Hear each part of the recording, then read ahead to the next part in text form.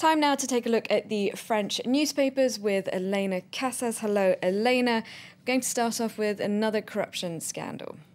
Yes, indeed. With just 5 months to go before the presidential election, things were looking quite good for the French socialists. But now, unfortunately, they've been hit by a new scandal and they've gone back to their worst old habits of attacking one another and giving the right-wing press plenty of things to write about. Look at this front page from Le Figaro. The strange silence of Hollande is their front page. They're attacking the presidential candidate for not having more to say about this latest scandal, which very briefly is about a mayor in the north of France near Calais who's accused of taking kickbacks over housing contracts. Now, that became a national issue at the weekend when Arnaud Montebourg, who of course made a name for himself by doing really well in the socialist primary poll, accused Jack Lang, whose parliamentary seat is up in the north. He's the former education minister, a very senior socialist. He accused him of being involved in this corruption scandal. Lang is now suing Montebourg, so the socialists are all attacking one another, and Le Figaro says François Hollande's got to take some responsibility because all these events date back to when he was party general secretary for 11 years, and he's not had anything to say about it, so they're quite critical. Quite a lot of division then ahead of the election next year, and of course there's a new candidate taking part in that election next year.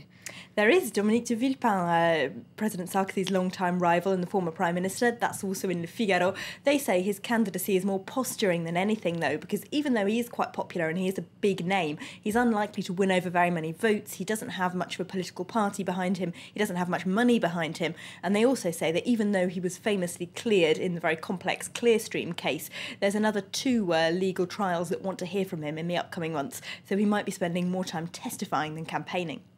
And getting back to the socialist Libération, they've got a more positive front page for them.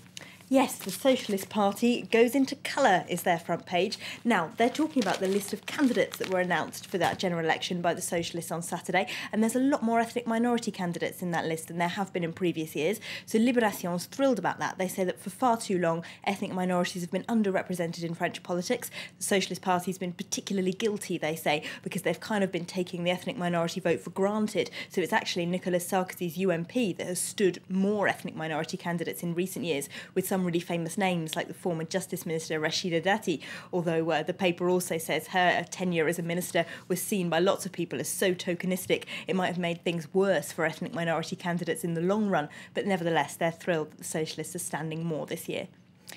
And now, what are the papers making of that new deal to save the euro? Well, La Croix leads on what Europe of 26 has in store for it. Of course, that's Europe without Britain after David Cameron decided to veto it. But even within France, the papers can't quite agree on whether that accord is actually a good thing for the Eurozone or not. La Tribune calls it the new Europe on its front page, and the editorial says it's excellent that Europe is going into further economic integration. It's the logical continuation of the European project, whereas Les Echos have got further doubts still over the Eurozone agreement as their front page, and their editorial says there's still lots of grey areas in this, and they call it the end of European politics inside, saying that it's the markets that are taking control now and not the politicians, because the politicians have so little vision. Right, now not long to go before Christmas. Some of us are going to be on holiday very soon, but not everyone is getting into the Christmas spirit. No, according to Le Figaro, some of the Occupy Wall Street movement have set up a website called Occupy the North Pole. Now, they say it's a protest against the commercialisation of Christmas, so you can download placards there with slogans like Santa is a capitalist and 1% of the rich have 99% of the Christmas spirit. So they're protesting against how commercialised Christmas has become, although the paper does also point out that this could also be a useful marketing tool for the company that designed it, an ad agency that designs websites. So it might not be the most anti-capitalist protest tool, according to them.